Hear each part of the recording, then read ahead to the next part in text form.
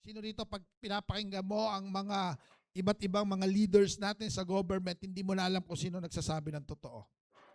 Di ba? Lahat sila may point. Lahat sila merong kanya-kanyang interpretation ng Constitution. No? Ako po'y walang ini-endorse ang kulay o politiko. Pero ako nakita ko, ang problema, maraming mga tao, hindi mo na mapagkatiwalaan ang kanilang sinasabi. Nung araw, pagka may kausap ka daw sa negosyo, pag kinamayan ka, close deal na. Ngayon, may kontrata na, lolokohin ka pa. Tama po ba? That's why napakalaga, lalo na po dito nakikita ko ngayon marami pong young people. I want you to learn from God's Word and I want you to grow na hindi mawawala sa buhay mo ang integrity. Ito'y maging bahagi ng ating buhay. At ngayong araw po na ito, ang pag-uusapan natin ay patungkol sa buhay ni Joseph. Ang title ko po, Integrity When No One is Watching. Yan. Ang mahirap pag walang nakatingin. Madaling gumawa ng kalokohan pag walang nakatingin. Pag tinitingnan ko kayo ngayon lahat, tingnan mo yung katabi mo, tumingin nga kayo sa paligid ninyo. Di ba mukhang mababait? Ha? Kanina nung nandyan ako sa may gate, sa may pintuan, at wini-welcome ko yung mga nagpapasukan sa church. Pastor, bless po. Aba, ang babait. Diba? Parang ting! Parang may mga halo, parang mga anghel. Dahil sa loob ng simbahan, hindi mo dito makikita ang totoong integrity. Amen. Ang totoong integrity, makikita mo na pag wala ng nakatingin.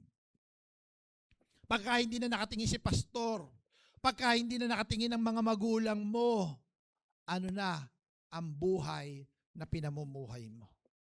Kaya nga minsan nagugulat ako, maraming mga kabataan, tinitignan ko, magpe-friend sa akin, aatin ng church, magpe-friend sa akin sa Facebook, nagtataka ako, ilang buwan na, walang posting. Magpa-post siya pag sa church. Tapos walang ibang posting. Ay yung pala na, I found out, iba ang account pag pang church. Sino rito marami kang account? Iba ang account pag pang church. Kaya ang ipapost niya doon pang church. Pagpo-post ng verse. Pero ang friend niya lang doon, yung mga nasa church. Si pastor. Pero pala may ibang account. Ewan ko lang, meron ditong kabataan na iisa lang ang account. Aba, ibenda. Maraming mga kabataan ngayon, uso ang multiple account. Bakit? Kasi may ibang buhay. Di ba? Pero pag ikaw ay namuhay sa integrity, hindi ka matatakot. Wala kang tinatagong sikreto. Tanungin mo yung katabi mo, may sikreto ka ba? Amen? Halimbawa, ngayong hapong ito, bigla akong sasabihin, pwede ko bang masilip ang cellphone mo? Pakibuksan niya ang browser. Pakibuksan niya yung password. Sino rito hindi ka matatakot? Sabihin mo, Pastor, wag na. Kala ko okay lang, na? Pastor, sige po, wala pa akong tinatago, Pastor. Mga anak ko, ganyan eh. No? Minsan makikita ako nagsiselfone. Anak, pera nga ng cellphone. Pak. Pag kaya, anak, dati bakit? Aba, sabi ko, may tinatago. Amen. Sino rito may nahuli na ang magulang mo na hindi dapat nasa computer or nasa cellphone mo? Pag wala kasing nakakita, iba-iba ang tinitignan mo. Amen. May sikreto. Meron kang nasa closet. Alam nyo, sa politics nga natin ngayon, yan ang ginagamit. Pag may ginawang kalokohan at nahuli ng kalaban, ito ang pinantatakot.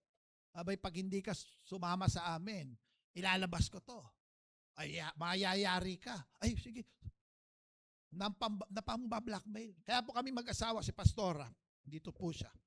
Alam ni Pastora ang password ng aking cellphone. Alam niya ang password. Mahilig gumamit ng cellphone ko yan. Kasi ang bilis maubusan ng load. Patawag nga, Pastor. At alam ko rin po yung password niya. Amen. Alam niyo, nakatakot sa mag-asawa yung ayaw magbigayan ng password ng cellphone. Yung pag ginawa ka ng asawa yung cellphone, bakit mo binubuksan ang cellphone ko? Wala namang privacy sa pag-aasawa. Teka lang, mag-asawa kayo, bakit? Parang may tinatago. Amen. Kasi nga, may sekreto. That's why itong hapong ito, ano bang sekreto mo? Pwede mong itago sa tao, hindi mo matatago kay Lord. Amen. Ako, meron akong anak si Philip po. Kasi ayaw ko sila, napaka-vulnerable kasi ng internet ngayon. Amen. Napaka-vulnerable ng social media. Kaya yan po nung elementary yan, ang kanyang account, nakakonect sa account ko, sa cellphone ko. Pagka may dina-download yan, bago makapag-download si Philip nung araw, magpapaalam yan. Daddy, da-download ko to. Kasi hindi siya pwede mag-download ng kung ano-ano. Pag may binabrowse sa internet yan, nakikita ako doon sa cellphone ko. Pero, nung si Philip ay gumraduate na ng elementary, grade 7 na po kasi sa pasukan. Sabi ko, anak, tatanggalin ko na ang aking control sa social media. Sabi ni Philip, ang freedom. Bakit wala bang freedom pagka, siya. Pero sabi ko sa kanya, dapat alam ko ang password mo. Di ba? Kasi pag hindi mo alam, medyo may tinatago. Kahit anong tago mo, nahuhuli. Amen? Di ba, Ethan? Di ba, Faith? Daniel? Kahit anong tago, nahuhuli. Akala mo, nasa cellphone lang, hindi mo alam, nag-login ka pala sa laptop ni Daddy, patay ka. Amen. Kaya kayo mga young people, huwag kayong mamuhay na may sekreto. May dalawang buhay. Sino rito dalawa buhay mo? Pagka nasa church, ang bait-bait mo. Pastor. Yung isang magulang nagre-reklamo, tumawag natin, nasa Manila kami. Kasi po, nung nasa Manila kami, ang mga mini-ministeryo namin, mga kabataan, abay, nabibless ako doon sa mga young people, ang sisipag. Halos ayaw nang umalis sa church. Naglilinis ng banyo, naglilinis ng church. Minsan tumawag yung yung anak ko daw po nandiyan pa sa church. Ay, nga po na. Mapait po nung anak niya. Naglilinis po sila ng church. Aba! Bakit niya sa church? Nagwawalis, naglilinis. Sa bahay, hindi nga makapaghugas ng pinggan. Aba, iba pala. Kasi iba ang ugali pag nasa loob ng simbahan, iba ang ugali pag nasa bahay. Sabi ng Proverbs chapter 10 verse 9, he who walks with integrity walks securely. Yan po ang sabi ng Proverbs chapter 10 verse 9. Tayo dapat pag naglalakad tayo, we walk with integrity. Secure ka. Hindi ka natatakot. Amen. Pero pag wala kang integrity, naglalakad ka, abay, di ba? I remember, meron po akong karanasan nung ako po ay grade 7. Ngayon first year high school. Grade 7 na ngayon 'yon. Sino dito nagkaroon na ng crush? Ako po, si Pastor Jun po, nung ako ay high school, nagkaroon din po ako ng crush, junior high. Hindi ko alam bakit. Tuwing napapalingon ako doon sa may bintana, itong babae na to, parang laging tinatamaan ng ilaw. Tapos parang may naririnig akong banda sa loob Pero may problema. Tanungin niyo ako, ano ang problema? Ang problema, yung nanay ko po, napakatapang. Madaling magalit. At ang kabilin-bilinan ng nanay, habang nag-aaral ka, huwag kang mag-girlfriend. Magbo-boyfriend sana masasabi ko. Huwag kang mag-girlfriend. Alam niyo kung bakit? Ako lalo na ako, binabawalan ako mag-girlfriend. Kasi yung nanay ko mahilig pumunta sa mga nanghuhula-hula na ganyan. At tuwing papahulaan, sasabihin ng pag nakita ko ng manghuhula, ingatan mo tong lalaki na yan. Sabi sa akin. Bakit? Pikutin yan. Ako daw, pikutin ako. Kaya yung mami ko, huwag ka munang mag-girlfriend habang nag-aaral ka. Pagkatapos mo na mag-aaral, tsaka pumasok sa relationship. Kung hindi, nako, mata mo lang walang latay. Ganun, magsalita ang mami ko. Nagkaroon po ng foundation day sa loob ng school. No? Yung school kasi namin noon sa St. Patrick's School, the best of all. Yan ang pangalan ng school namin. But may foundation day. Nakapunta na po ba kayo sa foundation day ng mga school? Ay private school po yung school ko noon sa Quezon City. May mga may mga Ferris wheel, may mga octopus, iba't ibang mga rides, may mga iba't ibang activity ng foundation, walang pasok. Di excited kami, nandun kami. Meron doon, kung di ko alam, may booth doon na kasal-kasalan. Di ko alam kung alam niyo yung kasal-kasalan. Yung wedding booth, di ba? Doon yung wedding booth namin, pag may natapakan yung lalaki at saka yung babae, abay mape-pair, ipe-pair. Pag pe-pairan sila at pag nag-pair, pupunta doon sa booth, ikakasal. At pag kinasal, ang honeymoon, ang gagawin ng lalaki, isasakay niya yung babae sa mga rides. So nag-isip ako, ano kayong rides ipapasakay ko dito? Ang natapat sa akin, nag-connive yung barkada ko, tsaka yung barkada ng babae. Hindi ko alam, yung crush ko pala. Hindi nyo na itatanong. May gusto rin pala sa akin. Hindi pa si Pastora. Pastora, nakilala ko to, college na si Pastora. Abay, hindi ko alam. Ako naman ko walang kamalay-malay. No, biglang pinag-pair kami. Ang problema, yung lalaki ang magbabayad ng rides. Nagbayad naman ako. Alam niyo kung anong pinili kong rides? Octopus. Hindi ko alam kung nakasakay na kayo sa octopus. Yung octopus po, ito yung may 8 parang kamay, no? Tapos gumaganon-ganon yun. Nung nandun na po kami, syempre magpupuno. Pagdating doon sa taas, yung classmate ko na to na crush ko, biglang ang sabi, ang hirap pala dito sa taas, nakakangawit sa leeg. Syempre ako, gentleman. Dito ka na sumandal sa balikat ko. Gentleman lang, walang mali siya. May problema na naman. Tanungin niyo ako ng problema. Pagtingin ko sa baba, may babae nakadibaywang, naglilisik ang mata. Hulaan niyo sino? Yung nanay ko.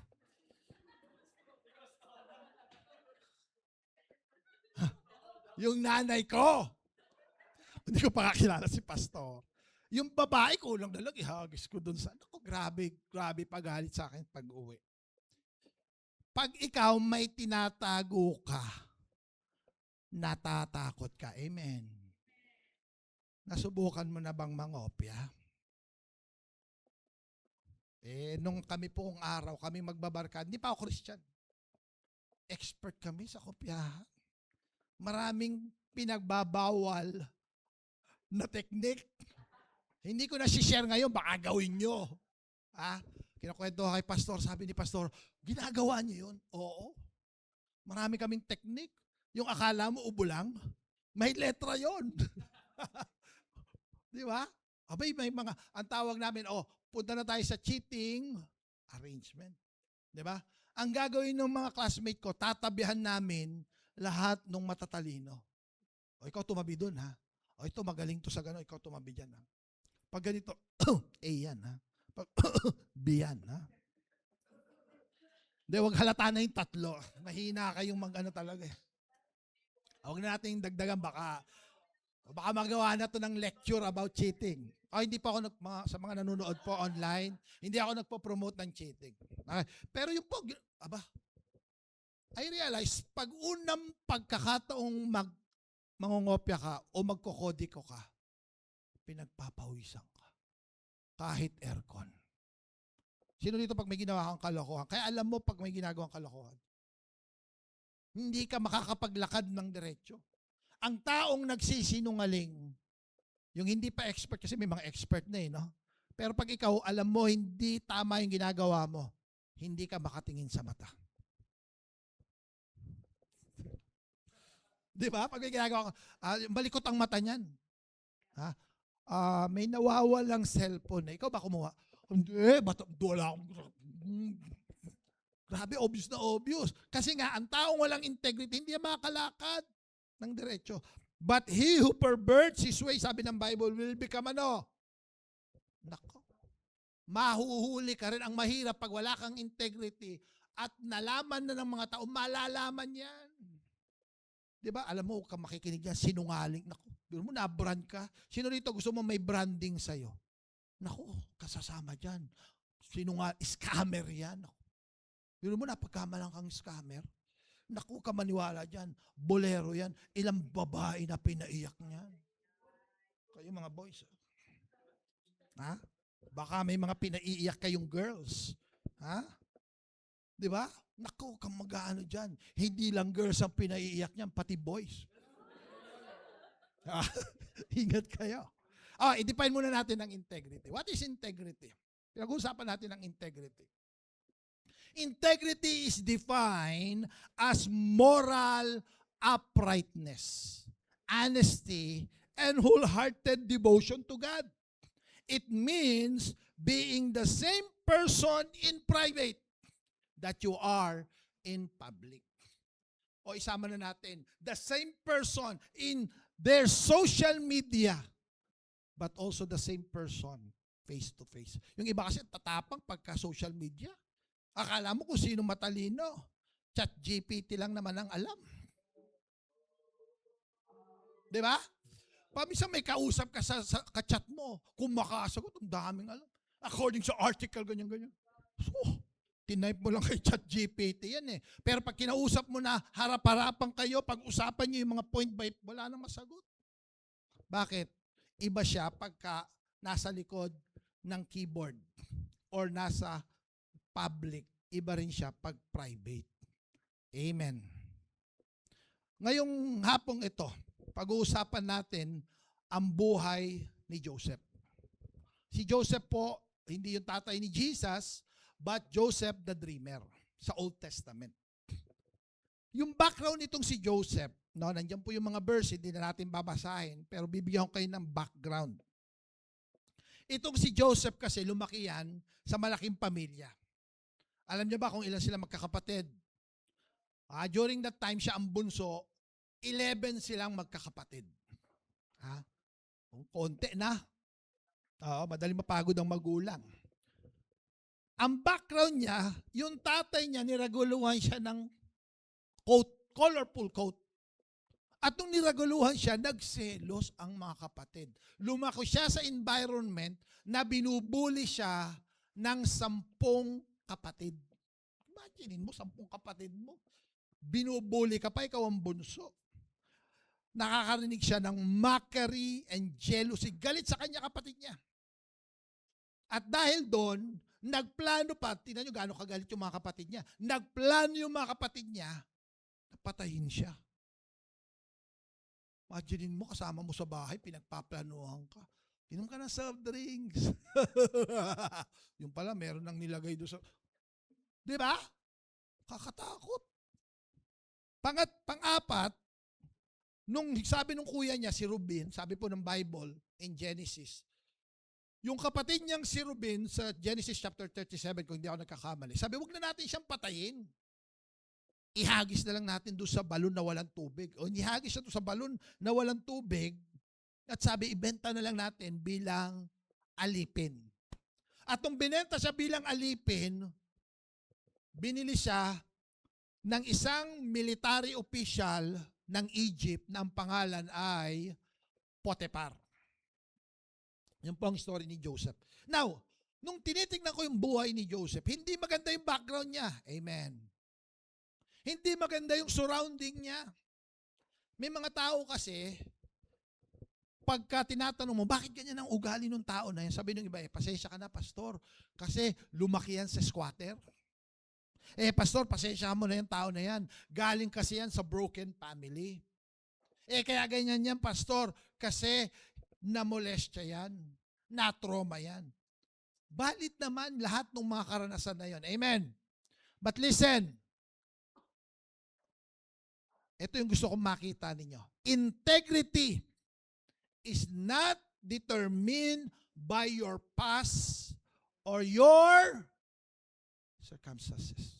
I'm sorry. Hindi ko pwedeng tanggapin na kaya ka walang integrity dahil sa nakaraan mo. Hindi ko kayang tanggapin na wala kang integrity dahil sa sitwasyon mo ngayon. Kasi si Joseph, hindi maganda ang nakaraan niya. Amen.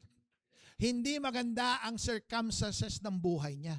Pero pag tinignan natin ang buhay ni Joseph, namuhay si Joseph na may integrity. Kapatid, pwedeng hindi maganda ang naging simula ng buhay mo.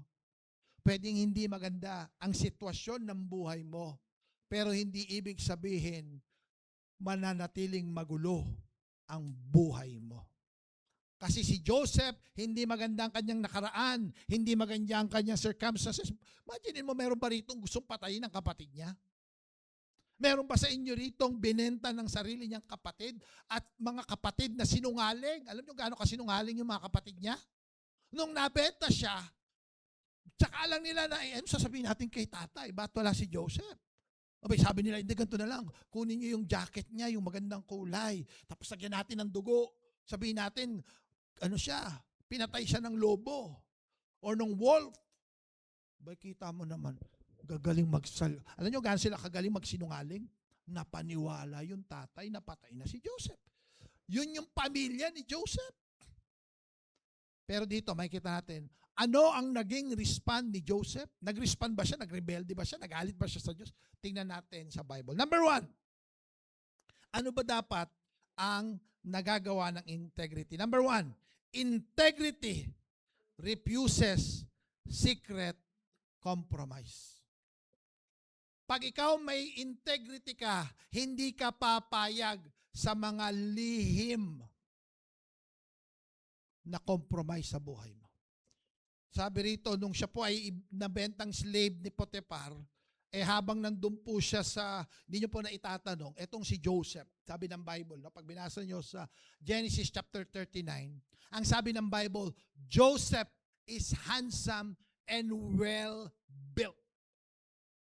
Nakita na ba kayo ng taong handsome and well-built? Tingin kayo dito. Grabe, nakikita niyo yung mga lumalaban na mga contest, yung mga model na lalaki. Mga ganun-ganun, di ba? Popogi. Sabi ng Bible, pogi daw tong si Joseph. At sa sobrang kapugian ni Joseph, nagkagusto sa kanya, sino? Yung asawa ni Potiphar. Now, pag iniisip yung asawa ni Potiphar, baka iniisip nyo mukhang matrona. No? Alam nyo po sa Bible, may dalawa, sabi ng mga scholar, may dalawang binanggit na babae na napakaganda. No, ito raw yung pinakamagagandang babae binanggit, sabi ng mga expert. Yung una, si Bathsheba. Sino ba si Bathsheba? Si Bathsheba, ito yung babae na nakita ni David, King David. No, si King David, nandun siya sa taas ng palasyo niya. At habang nandun siya, naglalakad siya, may nakita siyang babae. Naliligo. Siyempre, wala namang naliligong nakadamit. No? Naliligo, kaya nga bat. Tapos babae, she. Etong si David na pa, Bathsheba. Ayan. Hindi, Bathsheba pangalan. Sabi ng mga itong si Bathsheba daw, kaya raw nabighani itong si King David. Kasi maganda raw talaga itong si Bathsheba. Actually, si Bathsheba daw, siguro kung ilalaban natin pang beauty contest. Pero meron pang pangalawang babae, itong si Potiphar. Asawa ni Potiphar. Bakit? Kasi military, mga general to ng Egypt, military leader ng Egypt. Abay, syempre, pag ikaw may power ka, may pera ka, kayang-kaya mo mag-asawa ng magaganda. Nakita na ba kayo yung mayaman? Tapos may power, may position, di ba? Kahit napakataba, mukhang yung mga model ang asawa. Bakit? May power. Yun po yung napangasawa ni Potiphar. Ang sabi ng Bible, itong asawa ni Potiphar, nagkagusto kay Joseph. And it came to pass after these things that his master's wife cast longing eyes on Joseph and said, "Lie with me." But he refused and said to his master's wife, Look, my master does not know what is with me in the house, and he has committed all that he has to my hand. How then can I do this great wickedness and sin against God? Sino rito natatakot kang gumawa ng mali kasi baka mahuli ka? Ay naku, ayoko yan. Bakit? Magkokopyahan tayo. Mamaya makita tayo ni teacher. Naku, ayoko mamaya ma-expel ako.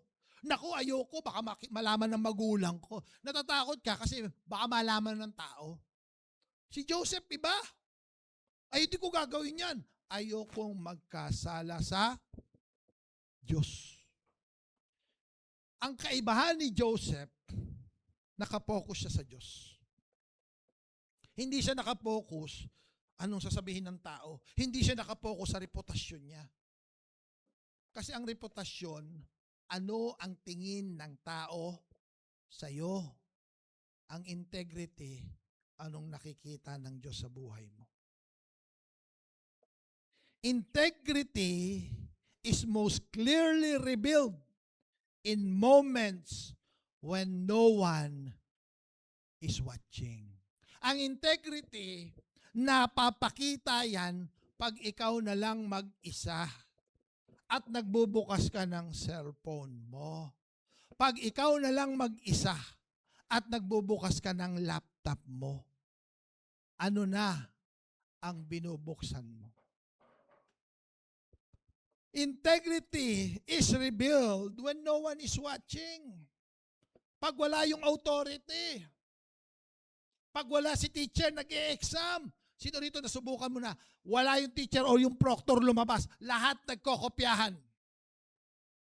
Free to all. Ano ang gagawin mo? Ay, nasubukan ko yan.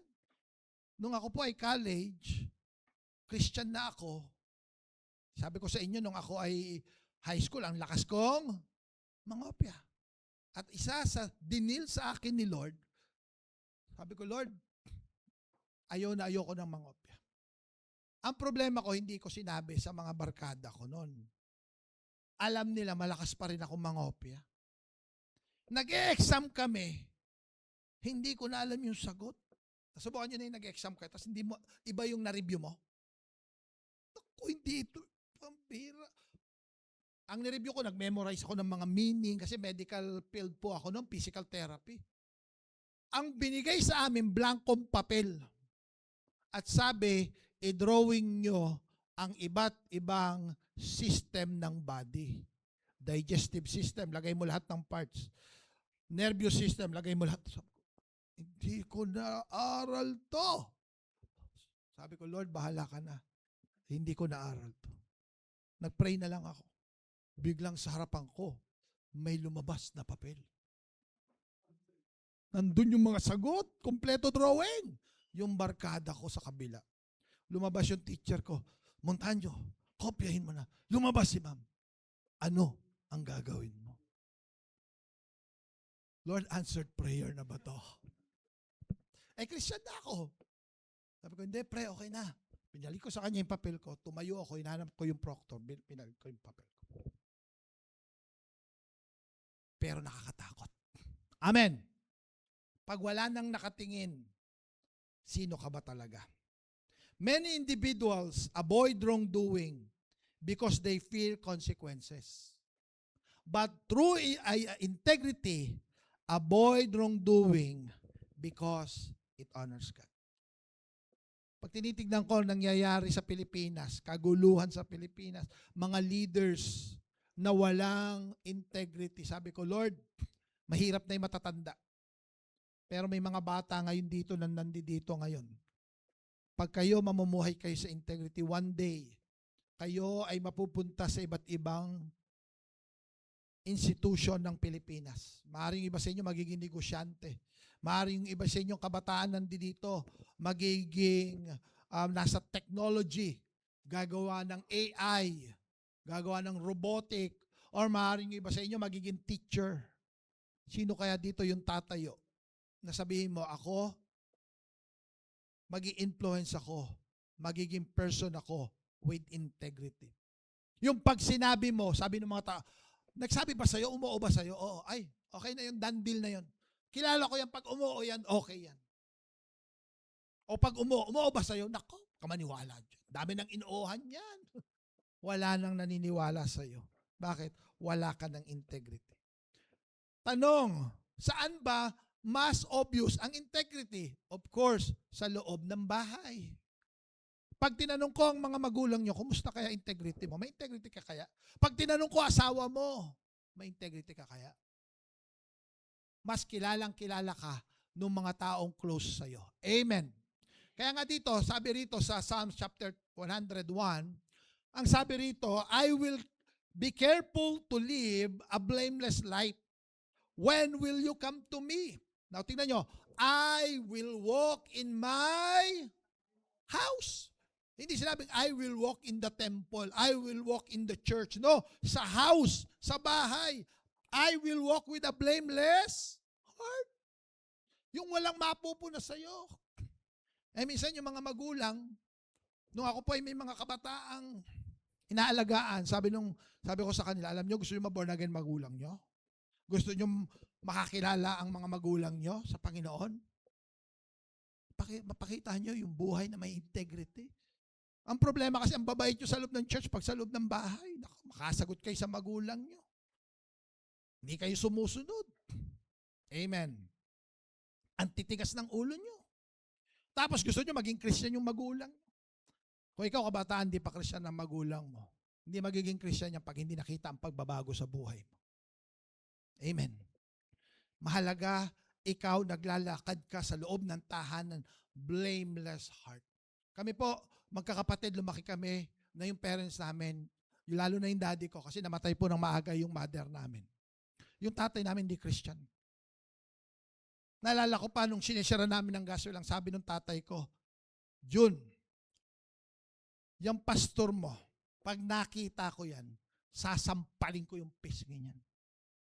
Hindi ng salita. Bakit naman po? Titignan ko. Sabi ng Bible, pag sinampal ka sa kanan, ibigay mo ang kaliwa. Ganun ba? May nagbabasa ng Bible? Tingnan ko kung ibigay niya yung kaliwang pisngi niya. Naisip ko nga yun. Sabi ko, ano kaya may biglang lumapit dito, sinampal ako. Bibigay ko kayong kaliwa o yung kanang kamay. Hindi, yung kaliwang pisngi. Ang hirap nun, di ba? Pero ganun mag-isip yung daddy ko. Binabawalan kami nung kami magkakapatid. Walang aalis, mag-church. Hindi kami pinapayagan ng Sunday. No? Lalo kami nila Mary, pupunta kami sa room. Magpapatugtog kami ng papuri. Mga papuri, tsaka mga song, mga tape pa kasi. Yun ang worship namin. Tapos magsishare kami ng word. Yun ang service namin. Hindi kami sumasagot sa magulang namin, hindi kami nag-espero. Hindi nawala yung pananampalataya namin. Alam niyo po ba, ang tatay ko, tanungin niyo, naging Christian o hindi? Naging Christian.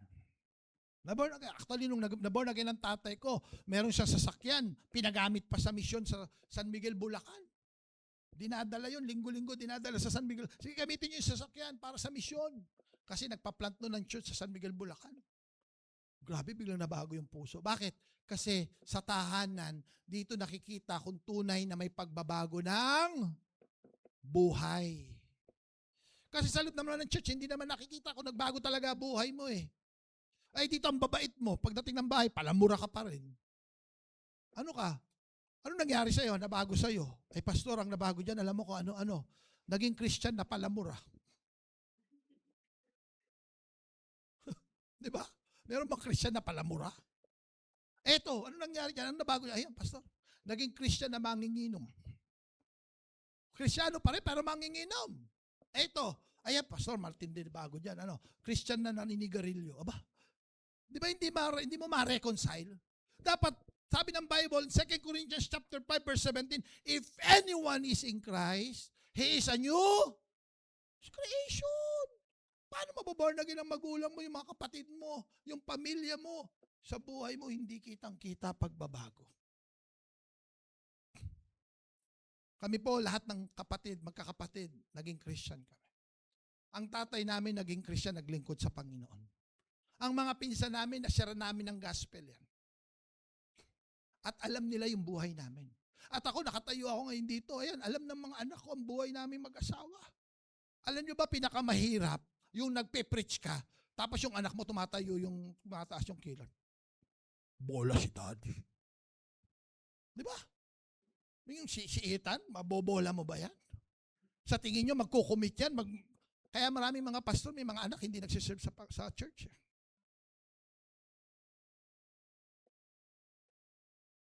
Kasi ang una nating lalakaran ng katuwiran, ng integrity, ang loob ng tahanan.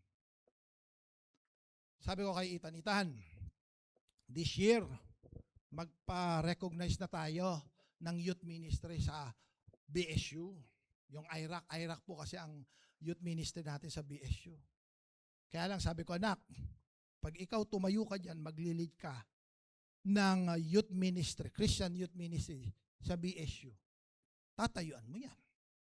Nakatingin na sa'yo mga tao. Amen. Titignan nila, ito bang si Ethan na nangunguna sa IRAC Christian Organization ng BSU ay mangungopya? Hallelujah. Di ba?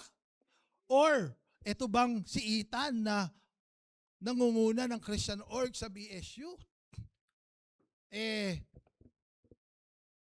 Nag-aaral talaga. Di ba?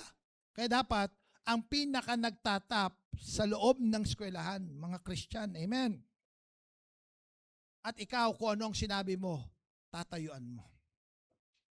Ang sabi ng Luke chapter 16, verse 10 to 11, whoever can be trusted with very little can also be trusted with much. And whoever is dishonest with very little will also be dishonest with much. Ang hindi mo maaasahan sa maliit na bagay, hindi mo maaasahan sa malaki. O tanong ko, may pinagkaiba ba sa harapan ng Diyos ang nagnakaw ng malitang pera sa nagnakaw ng 1,000? May pinagkaiba ba kay Lord yan? Pareho lang kay Lord yan na magnanakaw. Nagkakaiba lang yan sa atin. Sa atin, if I recall it right, marirecognize na plunder pag more than 50 million. Pero pag hindi more than 50 million, hindi plunder yan. Sa mata ng tao, may pagkakaiba. Pero kahit 1,000 yan, 100 yan, pag ninakaw mo yan, pag nanakaw sa harapan ng Diyos yan. Amen. Kaya tayo, magsisimula ang honesty natin saan? Dito.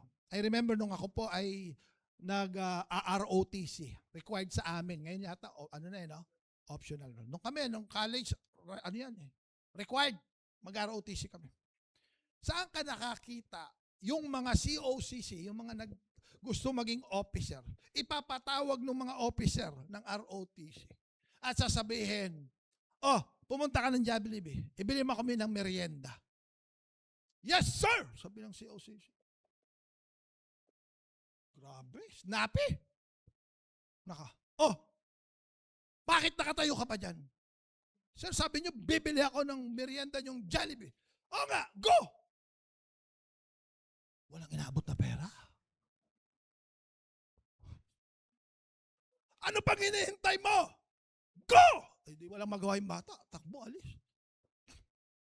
May dala ng Jollibee. Sir, ito na po yung pang merienda niyo na Jollibee. Inabot, kinuha. Asan yung sukli? Aba, may sukli pa. Grabe, sabi ko nung nakikita ko, grabe itong mga to, bata pa lang, korap na. Kaya ngayon, huwag kayong magtaka, bakit may mga korap na nasa gobyerno? Bata pa lang yung korap na. Meron kaming Christian group sa isang university, wag na natin banggitin. Abay, yung student government. Saan ka ba nakakita na yung mga expenses ng student government, may gatas, may diaper? Saan yung ginamit yung gatas at diaper? Nagpa-contest ba kayo na para damihan ng diaper? Student government to. Yung pamilya nakatira na sa loob ng eskwelahan. Yung anak, ang pinanggagatas galing sa pondo ng student government. Ang pinambibili ng diaper galing sa pondo ng student. Wow, Bata pa lang. Ano na? Kaya nga mga kapatid, hindi mo isipin, maliit lang yan. Pangongopya lang yan. Ngayon pa lang magkaroon tayo ng integrity. Number 2, integrity values God more than opportunity. Huwag mong i-value yung opportunity. Ang i-value mo, si God. Ang pinag-uusapan, pag nag-uusapan ng integrity, ano ang mahalaga sa iyo? Ang Diyos o yung opportunity mo? Kasi minsan, may ipagagawa sa yung hindi tama para ikaw magkaroon ng opportunity. Anong sabi rito sa Genesis chapter 39, verse 12? But she caught him by his garment, saying, lie with me. But he left his garment in her hand. Nako, imagine niyo itong si wife ni Potiphar. Abay, sarili ka na, sumiping ka na sa akin. Alam nyo, pag ang mag-aakit sa iyo pangit, madaling tanggihan. Di ba? Pero pag maganda, pang Miss Universe ang itsura, naku po. I remember, kami po ay nasa recto, kasama ko si Mary, tsaka yung kapatid namin, si Pastor Franz, no? Naglalakad kami sa recto. Bigla may sumalubong sa aming matabang babae, walang ngipin. Sabi sa amin, sabi kay Pastor Francis, Sir, baka gusto nyo 50 pesos lang. 50 pesos lang daw. Eh saan? Doon daw sa Odeon, doon pa yung Odeon, cinema. Sa loob daw ng sinihan. 50 pesos lang. Sabi ko, sa isip-isip ko, kahit libre. Diba? Eh pagpangit, madaling tanggihan eh. Pero yung kay Joseph, ang umaakit, maganda. May opportunity siya. Pwede niyang magamit, walang nakakaalam. Pero hindi hinayaan ni Joseph na siya'y mahulog. Alam niyo, itong si Joseph, gaano siya katinding inakit nung asawa ni Potiphar.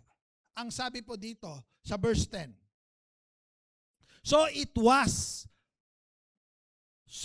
was as she spoke to Joseph day by day. Imagine mo araw-araw kang inaakit. Pagpasok mo pa lang doon sa bahay ni Potiphar, grabe. Aba, alam niyo ginagawa ni Potiphar, nung asawa ni Potiphar, papatawag lahat ng mga servant. Yung mga servant, umalis muna kayo. Doon muna kayo, manood kayo ng sine or basta lumabas. Papaalisin niya doon sa bahay. Dalawa lang sila. Araw-araw. Pero hindi hinayaan, hindi kinapitalize ni Joseph yung opportunity of pleasure. Ang pleasure ba, nakakaakit? O tanungin ko, ang kasalanan ba masarap o hindi?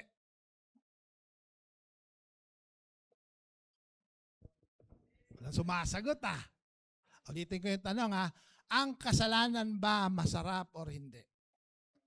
Eh kung hindi masarap, at ginagawa ng tao?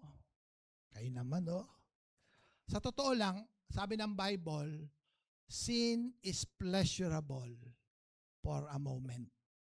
Panandalian lang yan. Yung bisyo, panandalian lang yan. Yung alak, yung drugs, yung sigarilyo, yung sex, sandali lang yan.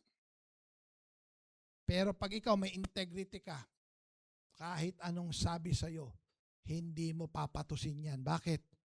Mas mahalaga ang Diyos ko kaysa opportunity na gumawa ng mali. Amen. Not every opportunity is a God opportunity. Minsan sabi nung isang boss doon sa kanyang staff, may tumawag, Ma'am, hinahanap kayo.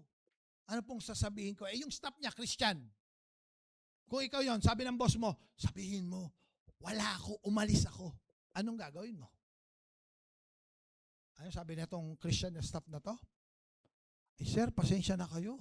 Sabi ni ma'am, wala daw siya. Nagulat yung boss niya. Joke lang yon, ikaw naman. Mamaya kinonfront niya yung staff. Bakit mo sinabi yan? Di ba sabi ko sa'yo, sabihin mo wala ako? O nga po, sinabi ko. Sabi niya, wala kayo. Sabi niya, naku, ma'am, Kung harap-harapan, hindi ko kayang magsinungaling sa inyo at lokohin yung kausap ninyo. Kahit nakatalikod kayo, hindi ko kaya na kayong lokohin. Napaisip yung boss eh. Patinutong tao na to ah. Ito ang kailangan ko sa negosyo. Lalo siyang pinagkatiwalaan. Bakit? Ang mapagkakatiwalaan sa maliit, mapagkakatiwalaan sa malaki. Palakpakan nga natin si Lord. Pastor John, paano kayo may mga temptation? Ano bang dapat ginagawa?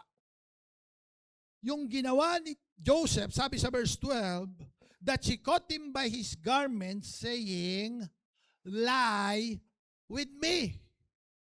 But he left his garment in her hand and fled. Wow.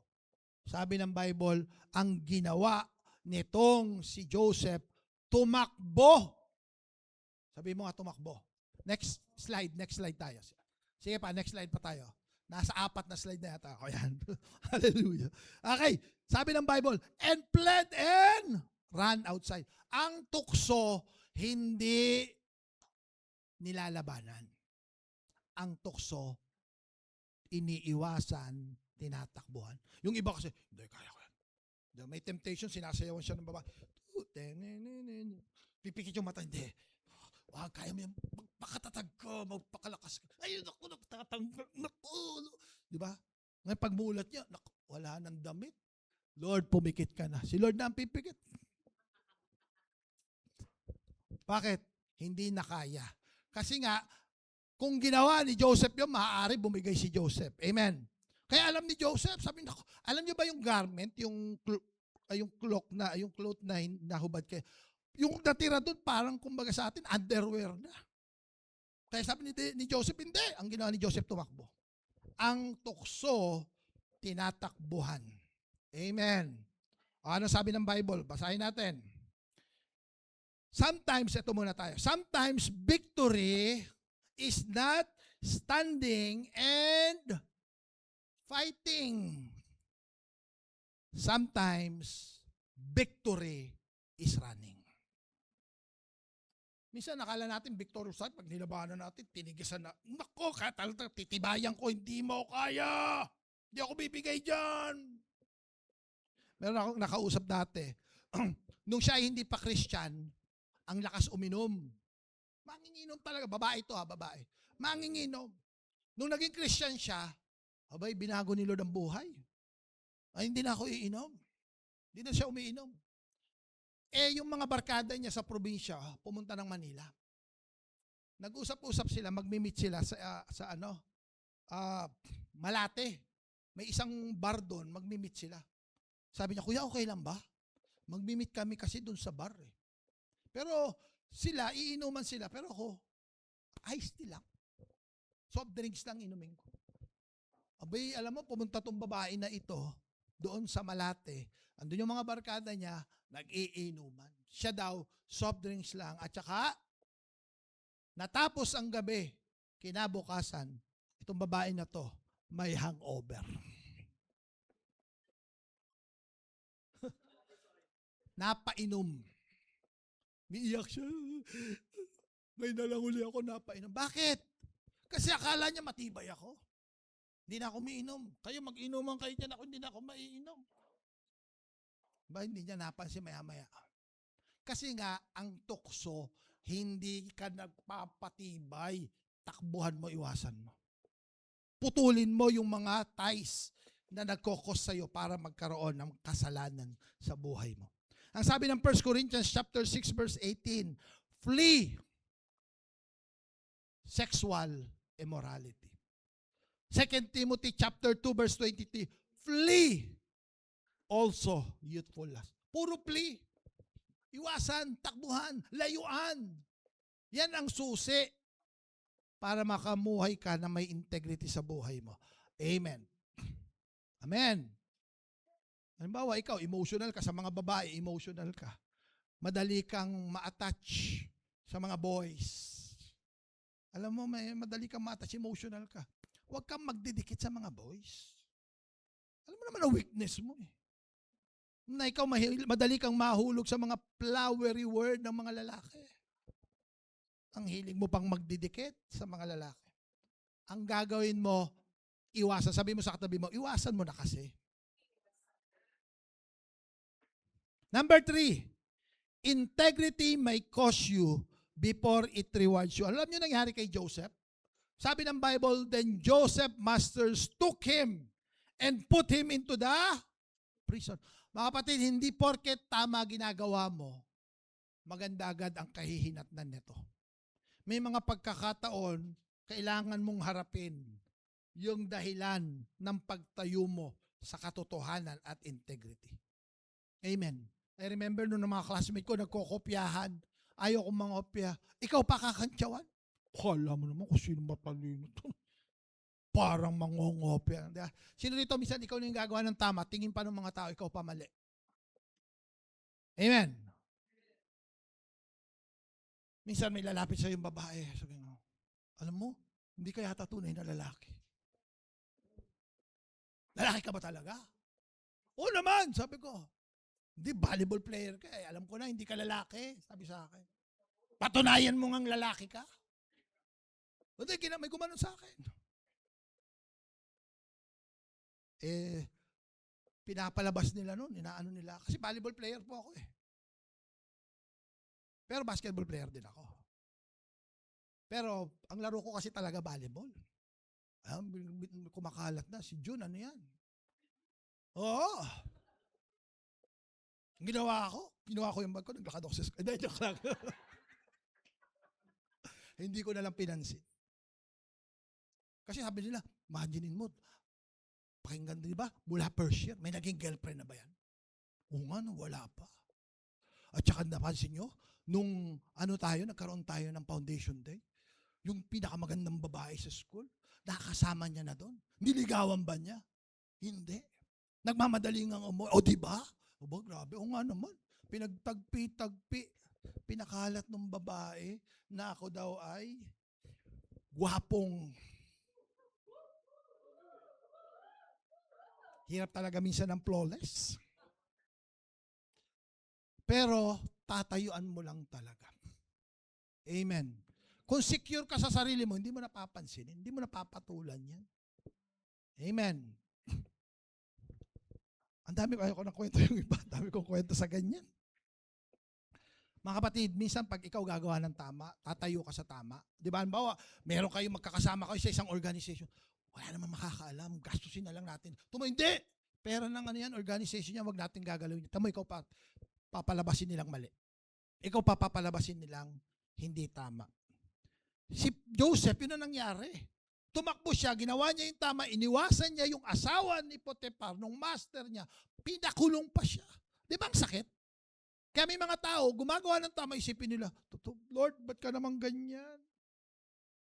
There are times when doing the right thing seems to make life harder rather than easier. Wow. May mga pagkakataon na pag ginagawa mo ang tama, lalong nagiging mahirap ang buhay. Pero mga kapatid, this is the time. Ito ang dyan nakulong si Joseph. Hindi maganda yung naging kinahinatnan ng pagtakbo niya. Pero ang sabi po ng Bible, sa verse 21, Philip, pindot, ayan. But the Lord was with, and showed him mercy, and he gave him favor in the sight of the keeper of the, nasaan siya? Nasa kulungan. Pero mga kapatid, I would rather be inside the prison, but the Lord is with me. Makinig kayo. Sabi ng mga tao, ayan, napala mo, Joseph. Gustong-gusto ka na nga nung asawa ng master mo. Sana pinagbigyan mo na. Nakulong ka tuloy ngayon. Ang tingin ng mga tao kay Joseph, ang malas mo. Nireject ka na ng mga kapatid mo. Benenta ka ng alipin. Binugbog ka na. Ngayon, nakulong ka pa. Malas ka, Joseph. Ang sabi naman ni Lord, Joseph, hindi ka malas. Dahil yung integrity tinayuan mo, yan ang preparation mo sa promotion mo. Si Lord, sinaniwala habang nasa kulungan si Joseph, may ginagawa si Lord. Kasi kasama niya si Lord eh. Amen. Kaya mga kapatid, huwag kang matakot gumawa ng tama. Ano ang sabi ng unang Pedro, chapter 2, verse 19? Ito, Tagalog. Ang sarap kasing basahin sa Tagalog. Kaya kinuha ko yung Tagalog. Pakinggan ninyo sa Tagalog. Sapagkat pagpapalain kayo ng Diyos kung tinitiis ninyo ang mga pagpapahirap kahit wala kayong kung ikaw nahirapan ka, pinaparusahan ka ng mga tao sa paligid mo, kahit wala kang ginagawang masama, magtitiis ka. Sabi ng Bible, pagpapalain ka. There is blessing in doing the right thing. Dahil sa nais ninyong, sundin ang kalooban ng Diyos or niya. Kaya lang, ito mga kapatid, ang dapat nyo maintindihan. Hindi dahil ginagawa mo yung tama, agad-agad ang pagpapala. Litin ko yun. Hindi dahil ginagawa mo ang tama, agad-agad ang pagpapala. Ang sabi ng Bible, Galatians chapter 6 verse 9. Very good. Kaya huwag tayong magsasawa sa paggawa ng mabuti. Yung tamang gagawin mo, huwag ka magsasawa dyan.